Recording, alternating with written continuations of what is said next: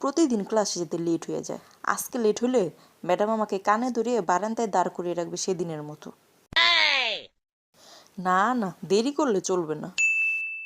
এই নে তোর টিফিন। আম্মু, আজকে টিফিনে কি দিচ্ছ? নুডলস দিছি। একটু বেশি করে দিচ্ছ না?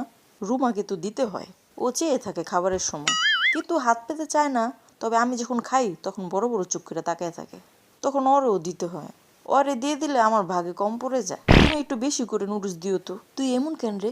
কাউরে খাওয়াইলে এমনভাবে বলতে হয়? আম্মু, ক্যান্টিন আছে, সেখানে খেতে যায় না, টাকা আনে তাও খরচ করে না, আমার খাবারের আশায় থাকে। পরে কি করব, বাধ্য হয়ে ওরে আমার খাবার দিতে হয়। না দিলে যদি আমার পেট ব্যথা করে সেই ভয়ে। হইছে, আলা থাম, তোর জন্য মানুষের কাছে মুখ দেখাইতে পারুম না। মানুষ এমনিই বলে তুই ডাকি মুখ পোড়া বান্দর।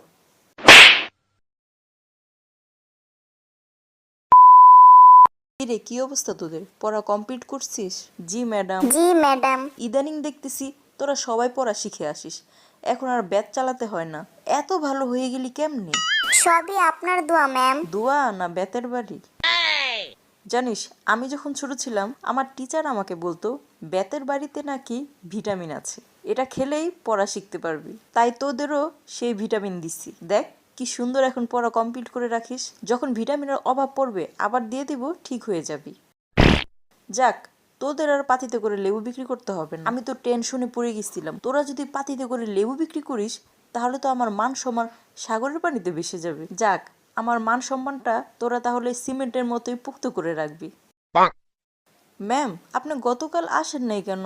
মিস করছি অনেক। মিস করি নাই এক সেকেন্ডও, হুদাই ভাব নিলাম।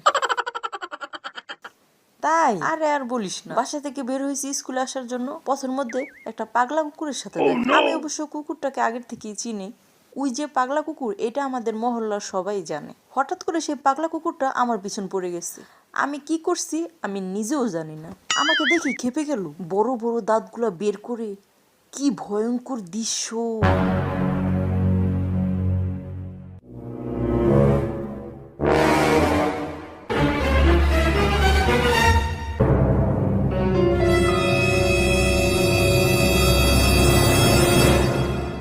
আমি তো ভয়ে শেষ। ভয়ে দৌড় দিতে গিয়ে আমার জুতা খুলে যায়, জুতা রেখেই আমি পালাই। পরে ওই পাগলা কুকুর আমার সাথে না পেরে আমার নতুন জুতাগুলো মুখে নিয়ে চলে যায়। আমার এত পছন্দের জুতাগুলা বেশি দিন হয় নাই, মাত্র 2 বছর হয়েছে পরছি। টাকাগুলা পানিতে গেল। পরে আর কি করব, খালি পায়ে কি আর স্কুলে আসা যায়? তাই আর আসতে পারি নাই। ফয়সালকে তো ওরা বউ আগেই স্কুলে দিয়ে গেছে, সে আমি পরে আসতে গিয়ে এই অবস্থা হয়। এই ফয়সাল, তুই তুলিকে বলস নাই ঘটনাটা? আম্মু, তুলি তো আমাকে জিজ্ঞেস করে নাই তোমার কথা, তাই বলি নাই। তুলি বললো ও আমার কত মিস করছে, আর তুই ওরে কিছুই জানাস নাই। একটা আবাল ছেলে হইছিলি। তুলি, তুই আমার অনেক পছন্দের স্টুডেন্ট, তোর পড়াশোনা দেখে আমি মুগ্ধ। তুই একদিন তোদের বাসায় দাওয়াত করে নিয়ে আমারে খাওয়াইস।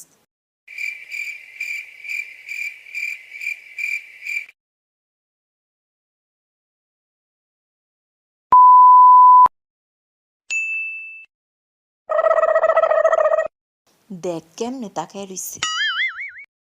কিরে, খাবি? দিলে তো খামই। তুই না টিফিনে টাকা আনছস, সেগুলো খু।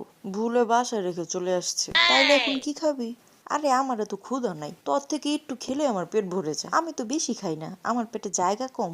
বাটপারি করার জায়গা পাস না, আমার চেয়ে তুই বেশি খাস। তোর জন্য আমার নিজেরই পেট ভরে না। আচ্ছা ঠিক আছে, আমারটাই খা। দোস্ত শোন, তোর একটা দরকারি কথা বলার ছিল। কি কথা? আমাদের স্কুলের পিছনে একটা ফুলের বাগান হইছে। মিশা কথা বলার জায়গা পাস না। আমি এত যাই, কোনোদিনও তো কোনো ফুলের বাগান দেখলাম না। তুই কেমনে দেখবি? তুই তো যাস অন্য রাস্তা দিয়ে, আমার তো পিছনের রাস্তা দিয়ে বাসায় যেতে হয়। তখন দেখছি কি সুন্দর ফুলের বাগান। আল্লাহ কস কি, আমার যে ভালো লাগে ফুলের বাগান। দেখবি? কেমনে দেখুন, এখন তো ক্লাস আছে, ক্লাস শেষ হতে লেট হয়ে যাবে। এমনিতেই এখন ছোট দিন, তাড়াতাড়ি সন্ধ্যা হয়ে যায়, তখন তো আমাকে বাসায় চলে যেতে হইব। তাইলে চল এখন যাই, টিফিনের টাইম তো আরো 15 মিনিট বাকি আছে, ততক্ষণে আমরা দেখে চলে আসতে পারবো। ঠিক আছে চল।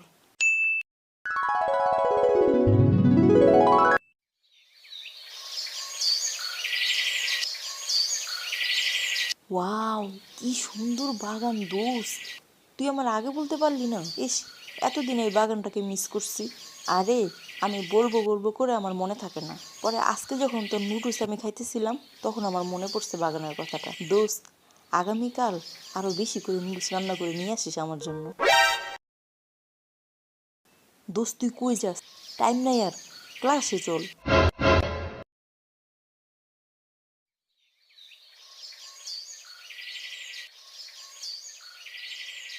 ওই তুলির বাচ্চা, তোর জন্য তো আমারও মাই খেতে হইবে। আবার পরে আসিস, ক্লাসে চল, টিফিন টাইম কিন্তু শেষ।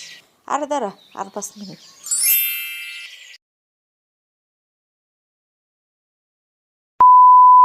কিরে, সবার পড়া কমপ্লিট আছে নাকি আবার গন্ডগোল লাগাবি? স্যার পড়া রেডি আছে। গুড, রেডি থাকলে ভালো। ওই বেঞ্চের বাকি দুজন কই? স্যার ওরা সেই টিফিন টাইমে ক্লাস থেকে বের হয়েছে, এখনো আসেনি। চরম বেয়াদব।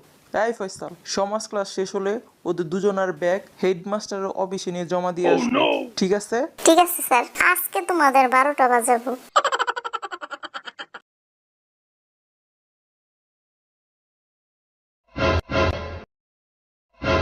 কিরে, আমাদের ব্যাগ কই? তোমাদের ব্যাগ হেডমাস্টারের অফিসের রুমে জমা দিয়ে আসছে।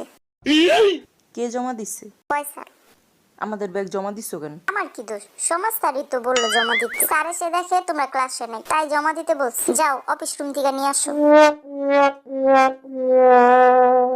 দেখছো, তোর জন্য এখন আমার মাইর খেতে হইব। তোরে কত করে বললাম চলে আয়, আবার পরে আসিস, শুনলি না আমার কথা। তোরে নিয়ে যাওয়াটাই আমার ভুল হইছে। এখন কি করবি? আমার তো ভয়ে হাত পা ঠান্ডা হয়ে আসতেছে। যেমনে বলতেছস মনে হইতেছে আমার খুব আনন্দ লাগতেছে, আমারও তো ভয় লাগতেছে।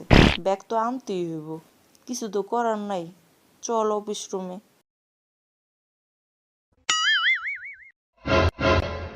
স্যার, আমাদের ব্যাগগুলা। আয়, আমি তো তোদের অপেক্ষায় ছিলাম। ক্লাস ফাঁকি দিয়ে কই গেছিলি? স্যার, ক্যান্টিনে খাবার খেতে গেছিলাম, খেতে গিয়ে লেট হয়ে গেছে। আর এমন হবে না স্যার, মাফ করে দিন। 1 ঘন্টা সময় নিয়ে ক্যান্টিনে খাবার খাইছো? তাইলে তো আজকে ক্যান্টিনে কেউ খাবার পাইবো না। তোরা দুই রাক্ষসনি মিলে সব খাবার সাফা করে দিছস। ভন্ডামি করার জায়গা পাস না না? কানে ধর।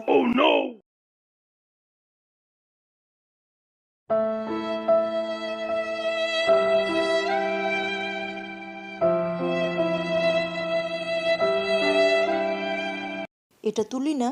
ওই তো 1 নম্বরের পড়াচোর, সব সময় ক্লাস বন্ধ দেয়। এই তুলি, তুই কানে ধরে এখানে দাঁড়িয়ে আছিস কেন? কি হয়েছে? ওদের শাস্তি দিচ্ছি। কেন স্যার? তুলি তো খুব ভালো স্টুডেন্ট, ক্লাসের মধ্যে সবচেয়ে বেস্ট। পরে ছেড়ে দেন। একজন বলে ভালো, আরেকজন বলে পড়াচুর।